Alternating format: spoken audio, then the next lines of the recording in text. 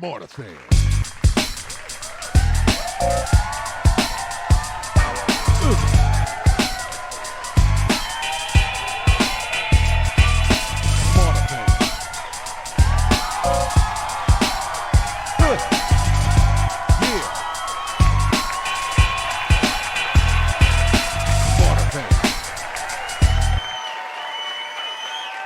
Hey everybody, welcome to another segment of Smarterfan podcast, where we bring you behind the veil of sports, business, and life. I'm Joe, and this is Barry. How you doing, Barry? Man, I feel great. I feel wonderful. Even though my Cowboys lost, but I ain't surprised because it's what I expected. When you have Eberflus, your DC. Anyway, I'm feeling good because we got a special guest. You're gonna enjoy this, Smarter Fan family. I found something that you did not think exists. And that is? What that is an Un-Delusional Cowboy Fan. Okay. Think about that. Oh, I had to dig long and hard to find this one, Joe. Oh, we're around. We're around. We're hanging out someplace, huh? So, anyway, I just want to give a shout out to Poland and Romania. Thank you, folks, for tuning in to us, and we much appreciate it. But so Poland and Romania. Yeah, we've done gone super global. That's awesome. Yeah. That's awesome. So, how are you kicking off tonight? What you got going? What you got cooking? I want to make my observations about the Jets-Bucks game. Now, I was waiting on that. I mean, the Bucks came into the game all banged up on their offensive line, and it showed because they had 14 penalties for 124 yards. So, now the Jets had 7 penalties for 81 yards themselves, So, it was just crazy. It was the offenses. Yeah, I mean they were all right, but the defenses stepped up. Baker was scrambling, and Tyrod Taylor was running for his life. He got sacked 4 times. Really? Okay. Now the Jets were basically sleepwalking through this game for the first 3 quarters, and then they came to life in the fourth quarter. Being down 23-6. They staged a comeback, but by that time the defense was gassed. And Baker just marched down the field and got them in field goal range, and that was the ball game, and they won 29-27. Wow. So what happened to Justin Fields? He got hurt? Yeah, he's in concussion protocol. Oh, wow. Oh, okay. Oh, wow. Now, Baker said that this was personal because the Jets' defensive coordinator, Steve Wilks, he was the head coach in Carolina when he cut Baker. Oh, really? Yeah. Oh, so some bad blood there. So he said this was personal. That's Baker. That's Baker, though. That's Baker. He don't forget. He don't forget. So no, Coach Wilks is a great coach. He just hasn't gotten an opportunity. I don't know why, but he's a great coach. Yeah, well, he did that stint in Carolina, and that was it. Yeah, and we see where Carolina is, right? I can't make this stuff up, Joe. I just can't. No, but so now the Jets are 0-3. So that's what gonna be. And Glenn is trying to say, "Oh, well, this ain't the same old Jets." Yeah, you are. Well, this is what his first year. Yeah, it's going to be those growing pains, and we're going to see how it all ends up. I mean, if they end up 500, it's not bad. They're heading in the right direction. Yeah. Well, that's what they're saying. All of these games that they've lost, they were really close games. They're calling them moral victories. Well, if you got nothing in the tank, you gotta find something. Yeah, but the And Jets that's what fans you ain't hearing that though.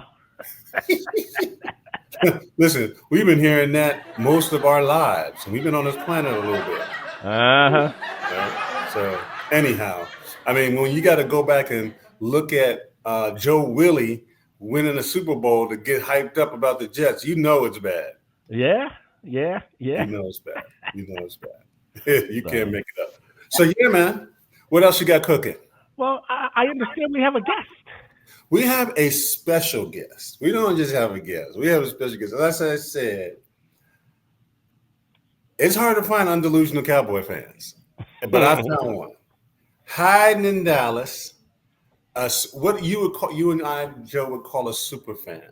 And we're going to actually brand him as the Un-Delusional Cowboy Fan because he's got some hilarious, some funny, some insightful ways of how to look at the Cowboy franchise. I mean, this guy has done the tailgate, season ticket holder, merch. Airbnbs for Dallas. I mean, he's done the gamut. He's like what you'd call literally a super fan. So with no further ado, we're going to bring on Reggie, our Un-Delusional Cowboy Fan tonight. Hey, sir, how are you? We can't hear you. I don't know if you're still on mute. Oh, yeah, that's the technical difficulties. Something about those Cowboy haters trying to mess with my audio. Come on now. Joe and Barry, how's it going today? Oh, man, we're excited to have you, man. We're excited to have you. I was telling the guys all about you.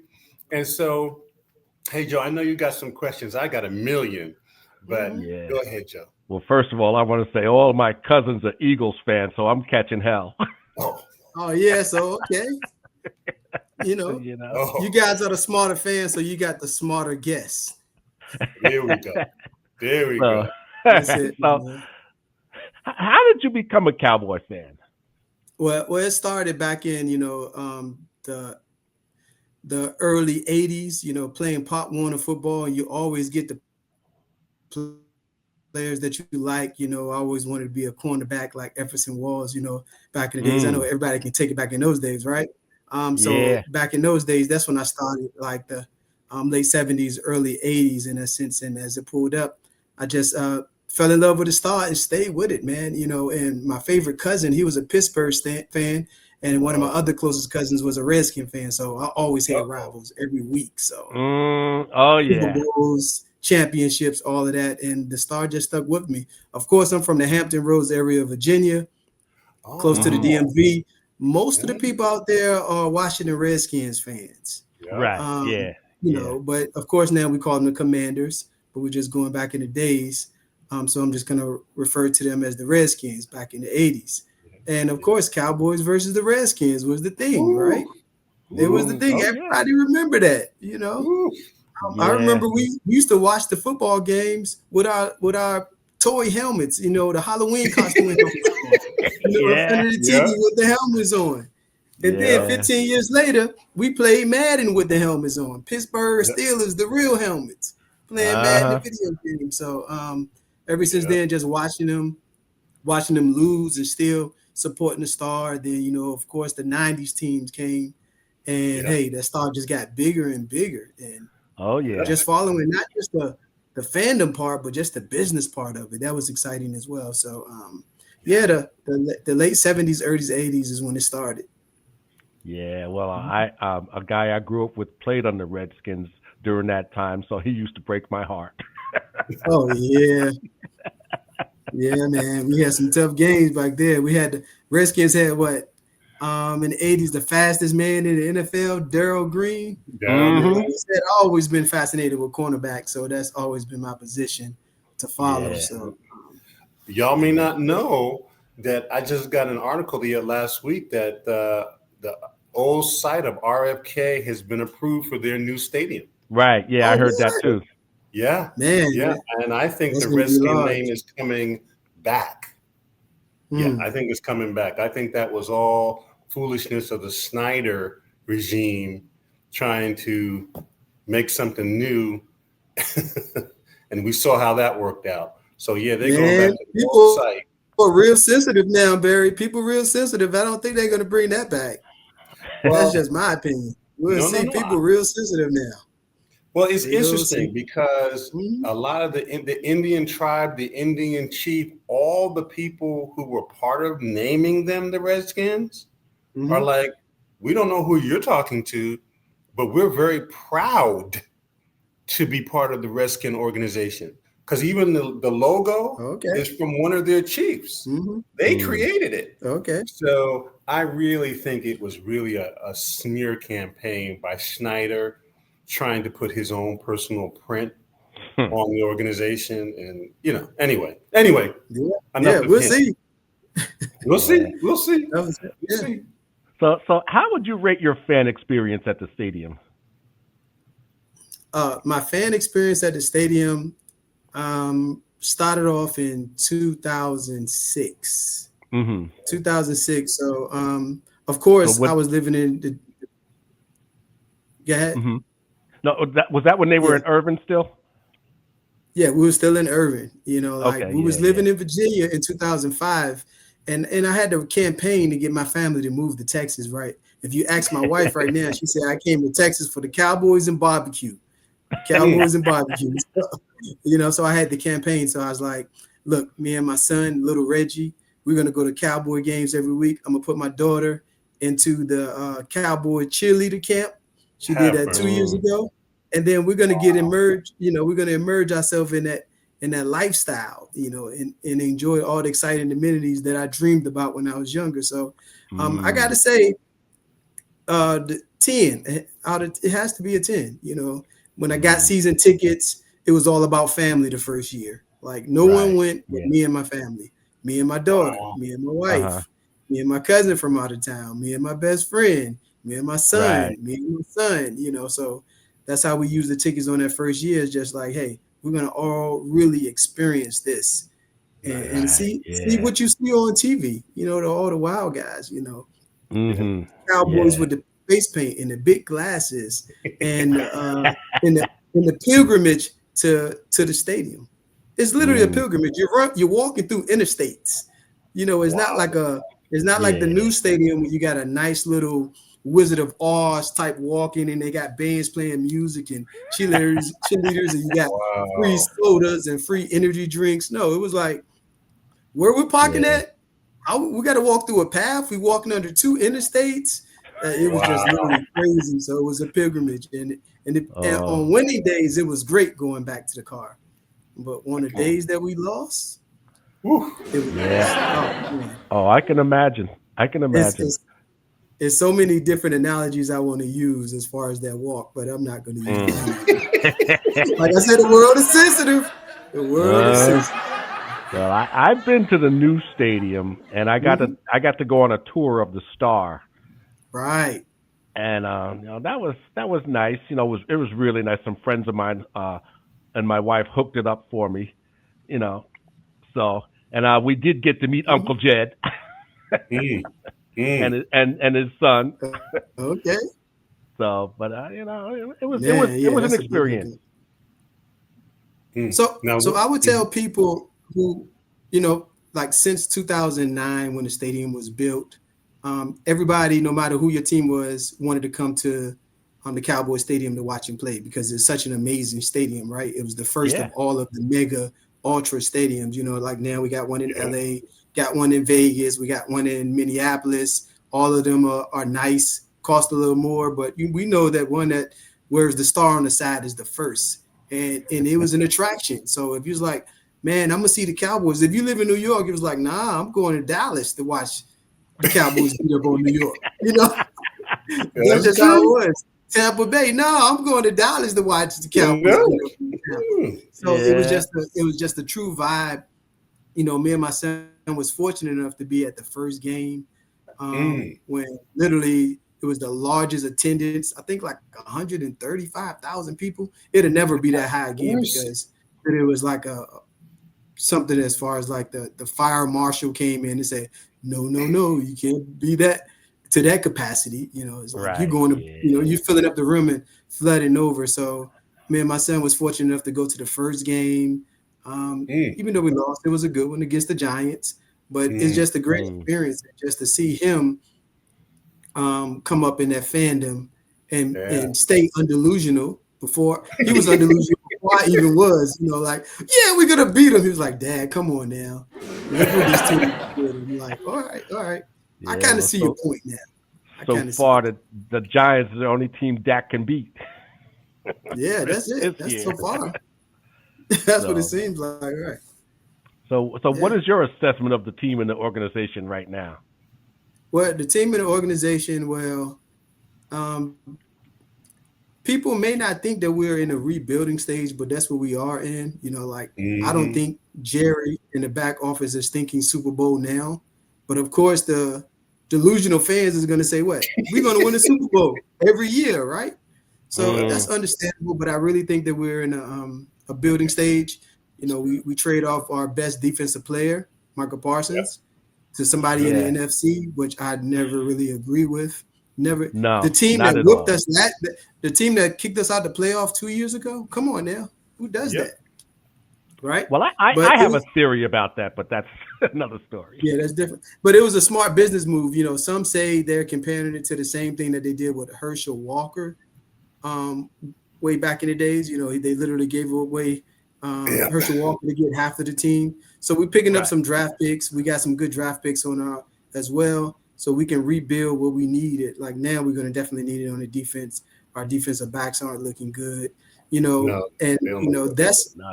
literally thinking that we're going to probably, I call it a Jason Garrett. You know what that is. That 8-8 or something, that's what I'm seeing. Yeah. If we're lucky. And that's my undelusional theory. But Barry, you may have something else to say about that. What do you think about it? Reg, you give a perspective that I didn't consider because I didn't initially agree with the Herschel Walker comment that Jerry made. But you know what? Yep, you're right. We are in a rebuild. Oh, definitely. We are in a rebuild. We just don't have Jimmy to do the building, though. Yeah, well, you took the words out of my mouth, Joe. We're in a rebuild. And so, it does make sense now that you said that, Reg, that they did what they did with Michael Parsons because they're not there. You know what I mean? It's going to take 2 or 3 more seasons, hopefully, to get there, but we're not there. So thank you. That's why we brought you on the show, Reg. That's why we put you on the show. I think the coaching is questionable, but that's, No, well, I think that's part of the rebuild. Quite honestly, Eberflus is not the answer. No, I love Schott, but Schott is a Jason Garrett. He's not going to get you over the hump. He's not his dad. You know what I mean? I don't hate the guy, but if we look at all the coaches except Parcells that Jerry hired, they're all Jason Garrett. Well, all of those coaches were just happy to get the damn job. Well, you proved my point. Right? Ever since Barry Switzer, the only one was Tuna. He was like, no, it's going to go my way, my way or the highway, And that's the same thing. You have to think about Tuna built the perfect Cowboy team that we went. We was the NFC East champions, and we was the NFC champions. Yep. Mm-hmm. And then he wasn't there the next year to finish that team. So of course we would have. He built the team and then he left. If he would have stayed one more year, we would have had that championship. Well, I think my theory is that, and this is just my opinion, that Jerry crammed T.O. down his throat, and he just bided his time and walked away. Okay. Well, I think, in my opinion, I think that has something to do with it. But again, I think it was PSTD on Jerry's part, because I think he started to see that Parcells was kind of the second coming of Jimmy.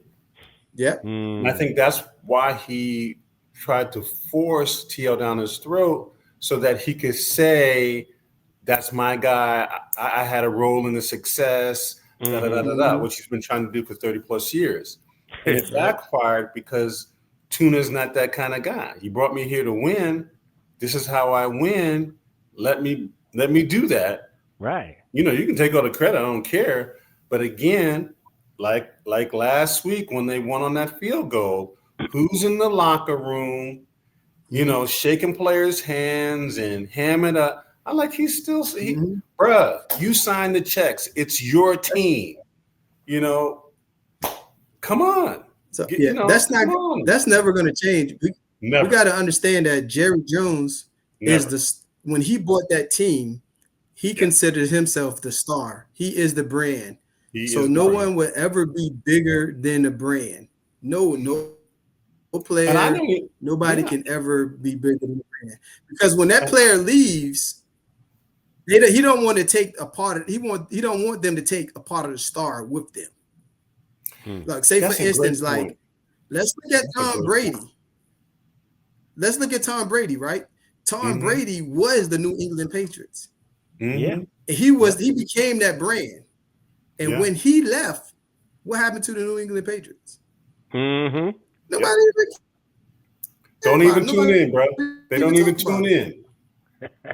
But no matter, it's still Cowboys NFL.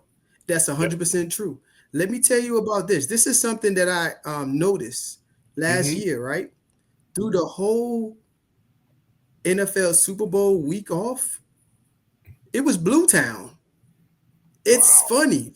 On Fox, it was Blue Town. Look at the commentators. They had on blue. The lady had on a blue and gray dress.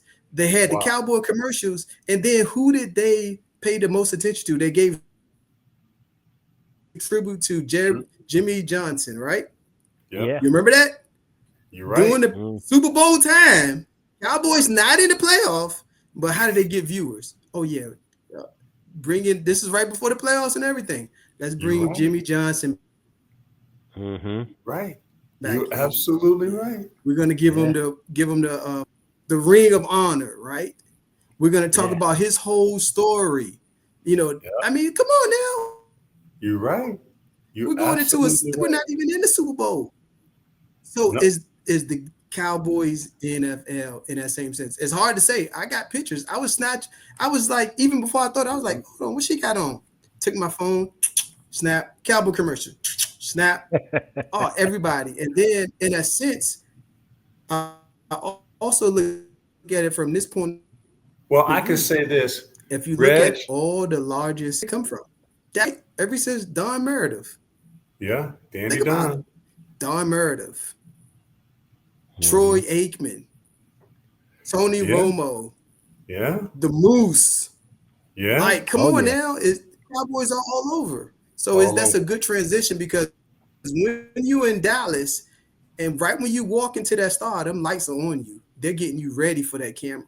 And nobody can handle it. And of course, who's going to be the next? Dak Prescott. Believe me, he's going to be the Fox, NBC, YouTube, Amazon, whoever got NFL, Dak's going to be a commentator. Think about it. That's how it goes. We a part of it is the Cowboys NFL, man. And that's not delusional. No. Those are facts. Those are facts. Listen, man, Joe, I told you I had to go deep in Frisco to find this Un-Delusional. And he's more, man, listen, man, Reggie, man, we can't thank you enough for coming on. This Smarterfan family, this is just part 1A.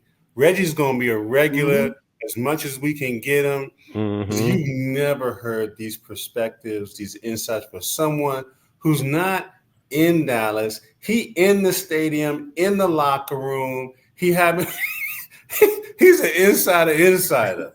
So this is going to be a lot of fun. We're going to have him on. And Reggie, I can't thank you enough. Yeah. And welcome to the family. And we're just going to have a lot of fun with this and with you this season, going, seeing how far we go and what happens and all the stuff happening throughout the league. You know, anything else, Joe? I think he summed it up. Well, as we say on Smarterfan podcast, Joe, stay in the game. Stay in the game. See you next week, folks, and have a good evening. Bye-bye now.